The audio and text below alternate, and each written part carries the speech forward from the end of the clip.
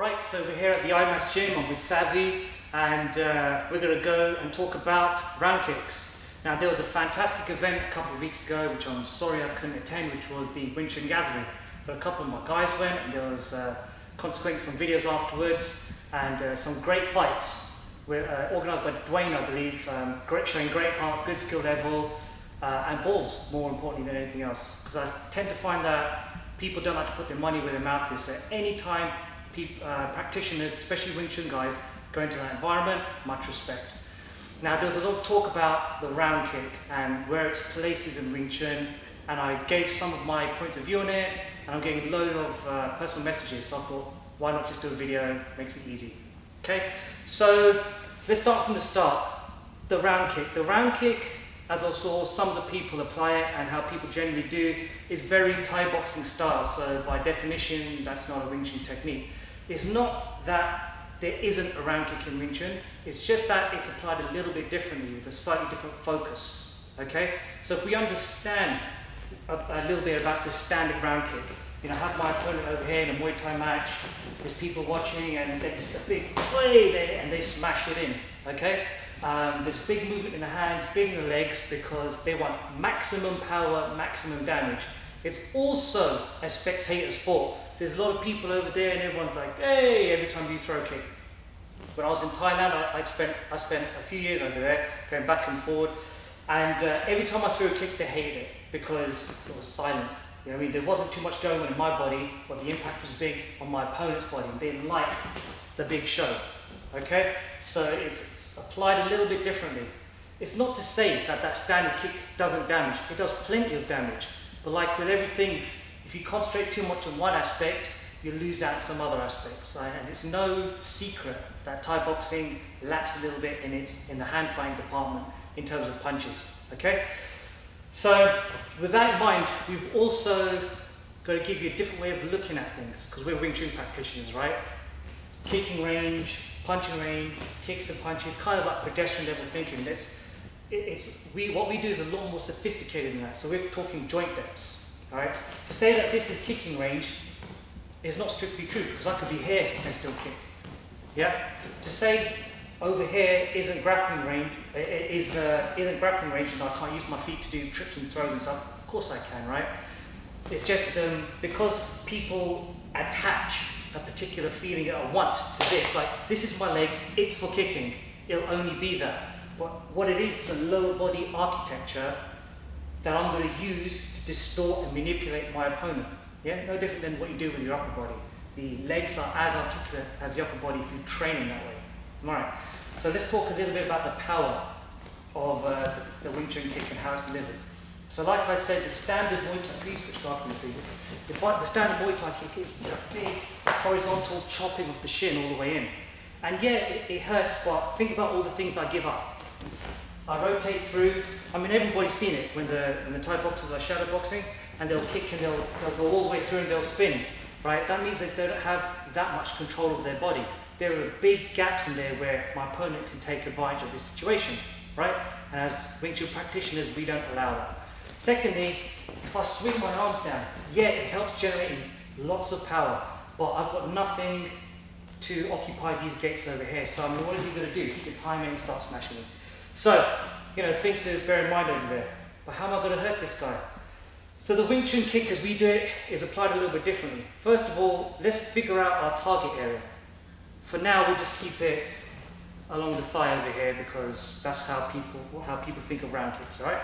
So if I kick at this horizontal angle, even if I like punch through and Sally keeps his leg relaxed, you know, this is going to hurt. So he's got to sit on it a little bit, causing a muscular contraction, right? And that actually even hurts my hand a little bit. It's got the muscles contract and bounces me off him, right? Feels okay. So if I just use my thumb over here, right? Just that, right? Bypasses all of most of those contracted. That contraction over there, and it allows me to go in and really hit the nerve and maybe even go deeper into the bone, right? So that means that the angle of my attack is a little bit different. Sure, you can do horizontal, but just bear, you know, that's going to be more foot, and it doesn't really impact this structure over here, right? Next thing is the trajectory of the hip. I don't really want to come out. I can come out, but the likelihood of me hitting with the flat part of my shin and him defending it and getting a stacked leg like Anderson Silva, Chris Weidman fight is quite high. I'm not going to have that. Also, our eyes are trained to pick up circular motions. So the minute that I come around, he's got to react straight away. What's straight is perceived as less of a threat to react later, and I'm able to hit him, right? If, how you're going to get the angle over here, I can just step to make the angle, or depending on the mobility of my hips, I can just fire it in where I am, okay? Next is the surface area of my kick. I don't really want to kick down there. Again, I can. If I did, I'd be kicking lower down on his calf over here, right? What I want to do is, if you've got these nice Fairtex shin pads, I kick where the label is, all right? It's a denser chopping area, and it allows me to embed more weight into him. I can start to distort his structure, all right? So if I kick, if I kick just with my foot, and he can be strong there, same on the inside, right? He can keep a fairly good stance, and he can still fire shots back at me. And we all know through many hours of Chisao, the best time to start to manipulate somebody, start to hit them, is when you manipulate their balance. Okay? I want them almost like walking around like a drunk man. It's the same with the legs. I don't understand why people categorize, yet they use different principles for the hands and for the lower body. Okay? So bear in mind, remember, I'm not kicking as such. I'm using lower body architecture to manipulate my opponent. It's a little bit of a different emphasis, okay? So when I'm kicking with the, if I'm doing the inside kick, for instance, okay? If you change your leg from inside again, right? So let's just say we're both orthodox right now, right? I don't need a step. I can do if I want to take myself off the line, but I can just from here fire it, accessing my hip. And because it's on the denser part of my leg and I'm using my weight, I can actually start to destroy structure. It's the same on the outside. Yeah, right? It's the same on the outside. If I go here and he tenses his leg up, it's got a sting, but it's not doing what I really need it to do. I'm just going to lift it, go at a diagonal trajectory, 45 degrees up, and almost think about kicking his other hip. The toes are fairly up, they may be at 1 o'clock, okay? Just there, and I can start to destroy his structure. Easy, no problem. Yeah. Right, yeah, sorry, Sally. Right, so the next thing is, I'm not really doing a massive load over here. I want my hands in the mix. I need to be occupying the area over here and just manipulating the guy's lower body. This is super important because I want to be able to use my punches or my chisao, etc. A word on, again, I keep going back to this point where these aren't just kicks, right? When people think of this as just a kick, they're just so happy to rattle off this kick. Oh, I've got you over here. The contest hasn't ended, or the fight hasn't ended. This has to roll on to something else, okay? So I want to destroy structure. If I destroy structure, it's harder for him to hit me. Maybe I destroy structure and I just sit and keep distorting his structure. Then we can start going on into our grappling, etc. Maybe he's got a very, very tight guard over here, and I'm going to use this to open him so I can punch straight down the pipe. So many options, but that's because I'm not thinking of, yeah, that must have stung, I got you. All right, so it's a little bit of a different emphasis to it. How am I going to apply these in combat? All right, again, the guys were doing great in the video, but everybody, again, segments between the upper and the lower body. They're either punching, and then they're kicking, and then they're punching, and then they're kicking, okay? Why not use these tools that you train an extraordinary amount to help set up this leg kick? Good leg kicks are set up with good punches. So if I can, defending up here, easy, right? Easy, my hands are in the mix, I'm hurting him, I'm making him block up, and I can hit him, right? Also, why not, when he's here, I'll put weight on that leg. Look, if he sees the kick coming, I'll throw a bad kick, he's going to check it, right? So I don't want that, so he's going to check it. So I'll put weight on that leg. Now it's harder for him to check. I can do things with it now. Yeah? It's the same way we're here, I'll throw a left hook. I'll put the weight on the leg that I want to kick. I'm increasing the percentage of me being able to use this tool on him. I don't just want to throw free kicks. Although I don't mind. If he checks it, because of the way that I'm using my weight, I can still impact his structure, yes? So if you check it on Thai style, I can still impact his structure, no problem. It's the way that I deliver the power, right? If Savvy moves his leg or whatever, I'm not going to kick it through. The way that I like to do things is to know that I'm going to hit him before I hit him, right? What do I mean by that? If I explode off the spot straight away, right? Yeah, it's fast, but I don't have complete control of the situation going on over here. I want to be 100% committed with the ability to change my mind. So what I do is I throw the kick and I just put a final impulse at the end. Like here, when I know I've got him, boom, then I'll shock it in like, boom. Yeah, I'll exaggerate the most so you can see it easier on the camera. That's the way I'm able to embed force into my opponent over here without really ruining my structure too much. Maybe he moves. I was nowhere near, so it doesn't impact my structure, it doesn't mess with my mind frame. Okay, so it's super important, especially when you're sparring.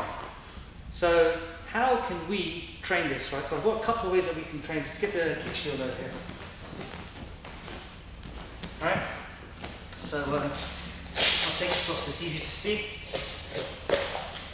So you'll see the difference when you're kicking at a leg as opposed to attacking a structure, right?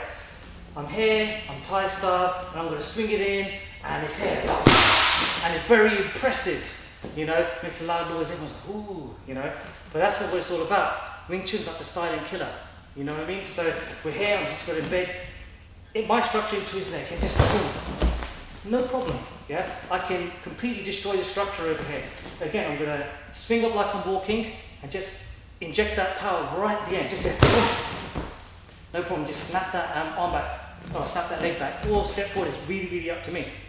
Okay. Another way that I like to train it, so you guys can get the connection between the upper and lower body, is just to hold that shield here, have your training partner, your student, and just get him to start throwing punches. Yeah, and change the angle in the pad. And now start throwing kicks, just random kicks. As he moves around, keep the hands. So what you don't want to do is stop the hands. Keep those hands going. Keep the punch over here. Around. Just walk it through, keep walking it through, Savvy, here, good. Yeah, so it's a nice way to try and connect the upper and lower body so you're able to apply your punches and your kicks at the same time, right? Again, when you're first learning this kick over here and you've got a heavy bag, I mean, this is a 130 kilo bag first hand, which actually brings me on to a different subject about leg conditioning. Do your legs need to be conditioned in order to kick somebody? If you kick anything for any period of time, right? You kick a heavy bag, you person do sparring drills, your shins will get tougher, and that's a good thing, because that's the implement you're going to be striking somebody with. Does it need to be especially conditioned? Do you need to be rolling balls on your leg and all this kind of stuff? No, of course not.